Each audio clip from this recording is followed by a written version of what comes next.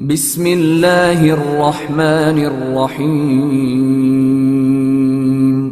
تھوڑا حیا کے خلاف مسئلہ ہے، لیکن آج کی نئی نوجوان نسل جو ہے اس میں بہت زیادہ مبتلا ہو رہی ہے، جس کو اورل سیکس کہا جاتا ہے۔ اور میں نے جیسے عرض کیا کہ شرعی مسائل میں چاہیے اور اس کو بیان کرنا یہ ہماری ذمہ داری ہے۔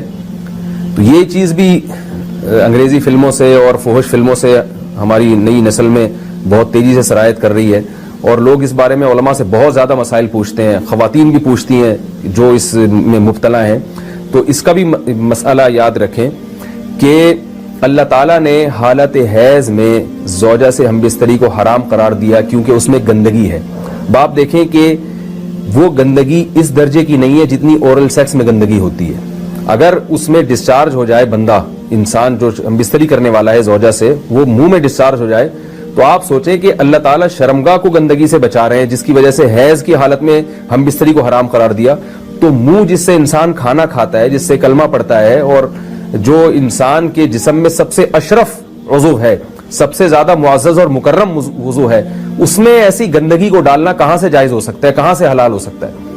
تو آج بعض متجدد قسم کے لوگ جو ہے نا اس کو حلال قرار دے رہے ہیں، تو یہ بالکل غلط ہے۔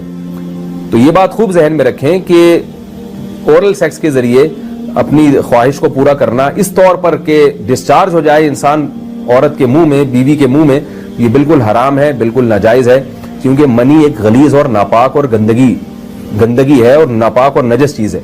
بعض حضرات یہ کہتے ہیں کہ منی پاک ہے، مگر یاد رکھیں منی کے پاک ہونے کے دلائل مضبوط نہیں ہے، منی کے ناپاک ہونے کے دلائل بہت مضبوط ہیں۔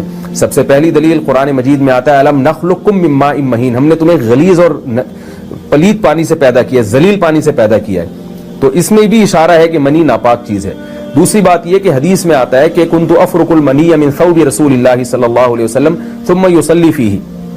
حضرت عائشہ رضی اللہ تعالی عنہ فرماتی ہیں کہ رسول اللہ صلی اللہ علیہ وسلم کے کپڑوں پر اگر منی لگی ہوتی تھی، صحیح بخاری کی حدیث میں، اس کو کھرچ کے صاف کرتی تھی، پھر آپ صلی اللہ علیہ وسلم اس میں نماز پڑھا کرتے تھے۔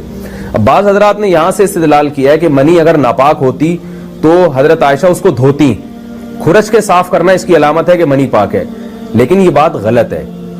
اگر منی پاک ہوتی تو حضرت عائشہ کو کھرچنے کی ضرورت نہیں تھی۔ بات یہ ہے کہ وہ نجاست جس کا ایک باقاعدہ جسم ہوتا ہے اور وہ کھرچ کے جسم سے یا کپڑوں سے الگ ہو سکتی ہے، تو اس نجاست کو پاک کرنے کا طریقہ یہ ہے کہ اس کو کھرچ دیا جائے۔ ناپاک تھی تبھی تو حضرت عائشہ رضی اللہ تعالی عنہ اس کو باقاعدہ کھرچ رہی ہیں اور دور کر رہی ہیں۔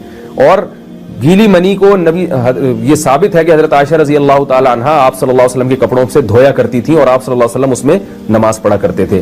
حضرت عمر رضی اللہ تعالی عنہ کے دور میں کسی شخص کو احتلام ہوا تو اس نے اپنے پورے جو ہے نا وہ کپڑے دھوئے، تو حضرت عمر نے اس کو منع کیا، فرمایا کہ اتنا کافی تھا کہ اس جگہ کو تم دھو لیتے۔ تو اس میں بھی حضرت عمر اس کو باقاعدہ دھونے کا حکم دے رہے ہیں۔ کسی بھی صحابی نے اعتراض نہیں کیا کہ یا امیر المومنین آپ ان کو دھونے کا حکم کیوں دے رہے ہیں، منی تو پاک ہے۔ تو منی کے جو ناپاک ہونے کے دلائل ہیں وہ بہت مضبوط ہیں۔ باقی اس کو جو کھرچنے کا حکم ہے وہ اس لیے کہ منی کے پاک جو اگر خشک ہو جائے تو وہ کھرچ کے بھی پاک ہو جاتی ہے، اس کو پھر دھونا ضروری نہیں ہوتا۔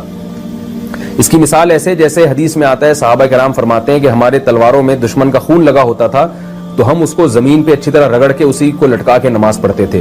تو دیکھیں خون بھی ایسی چیز ہے کہ جو سوکھنے کے بعد اس کی ایک پاپڑی سی جم جاتی ہے، تو حالانکہ خون کو بھی ناپاک مانا جاتا ہے، جمہور علماء کے ہاں خون ناپاک چیز ہے، لیکن صحابی کیا کر رہے ہیں، اس کو رگڑ کے زمین پہ اور جو اس کو اچھی طرح رگڑ کے جب اس کا اثر زائل ہو گیا تو اسی کو لٹکا کے نماز پڑھ رہے ہیں۔ تو جیسے خون ناپاک ہونے کے باوجود رگڑنے سے پاک ہو جاتا ہے، اگر کسی ایسی چیز پہ لگا ہو جو لوہے یا ایسی سخت چیز پہ، تو ایسے ہی منی اگر کپڑوں پہ لگی ہو، خشک ہو جائے، تو اس کو اچھی طرح جب کھرچ دیا جائے تو وہ پاک ہو جاتی ہے۔ لیکن اس سے یہ ثابت نہیں ہوتا کہ منی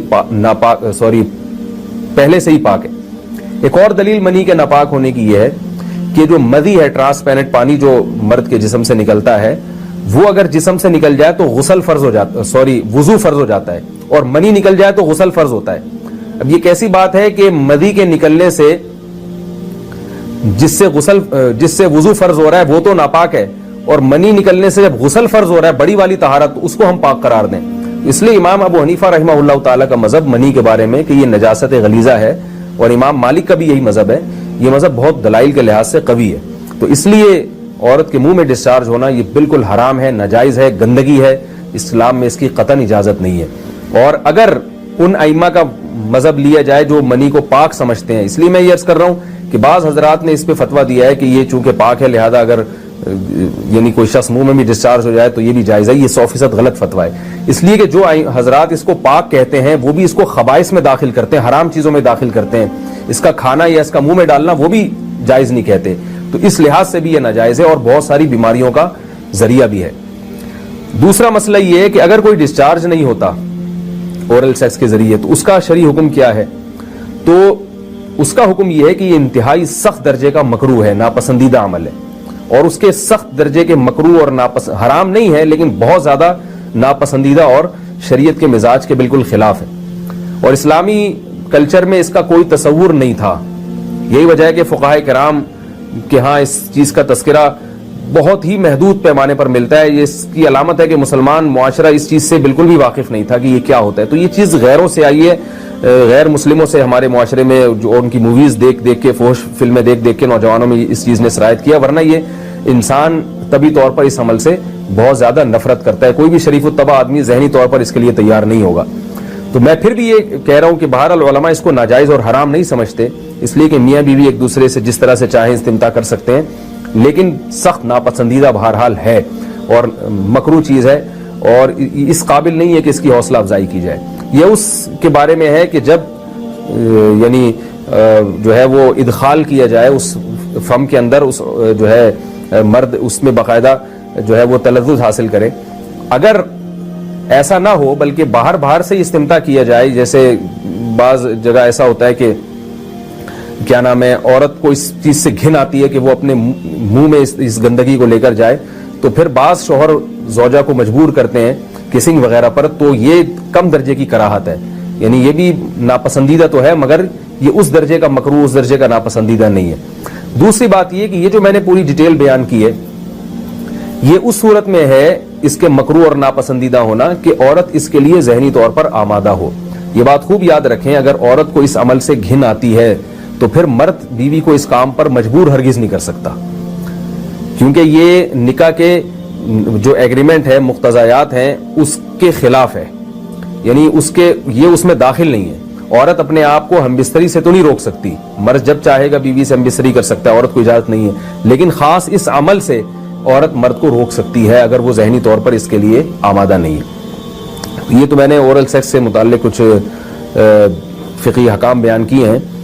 دوسری بات یہ, اس کا بھی مسائل پوچھے جاتے ہیں کہ بعض مرد اپنی زوجہ کو مجبور کرتے ہیں غیر فطری طریقے سے ہم بستری کرنے پر, پچھلے راستے پر ہم بستری کرنے پر.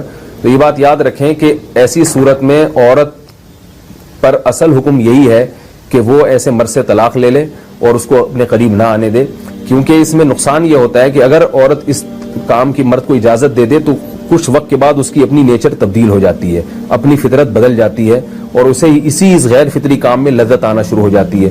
تو اپنے آپ کو گندگی سے بچانا یہ بہت ضروری ہے. اور اگر وہ یہ سمجھتی ہے کہ طلاق کے بعد اس کے دوبارہ نکاح نہیں ہوگا, اس کی زندگی تباہ نہیں ہوگی, تو پھر سخت مجبوری میں اگر مرد اس کو دھمکیاں دیتا ہے مارنے کی یا طلاق کی, تو ایسی مجبوری میں پھر اللہ کی رحمت سے امید ہے کہ گناہ صرف مرد کے کندھوں پر ہوگا. ایک اور علمی نقطے کی بات ہمیں یہ پتہ چلتی ہے اس آیت میں کہ نساؤکم حرث لکم, اللہ تعالیٰ نے نکاح کا بنیادی مقصد حرث بتایا ہے, یعنی نسل بڑھانا. تو یہ جو فیملی پلاننگ والے آج جس دعوت کو لے کے چل رہے ہیں کہ بچے دو ہی اچھے, یہ جو پوری دنیا میں ایک تحریک چل رہی ہے, یہ قرآن و سنت کے 100% خلاف ہے. قرآن کے واضح نصوص اور احادیث تو اس بارے میں بہت ہی تفصیل سے ہیں. میری جو کتاب ہے ایک سے زائد شادیوں کی ضرورت کیوں, اس میں تقریباً 50 صفحے میں نے صرف اسی پر لکھے ہیں کہ اسلام نسل بڑھانے پر بہت زیادہ حریص ہے.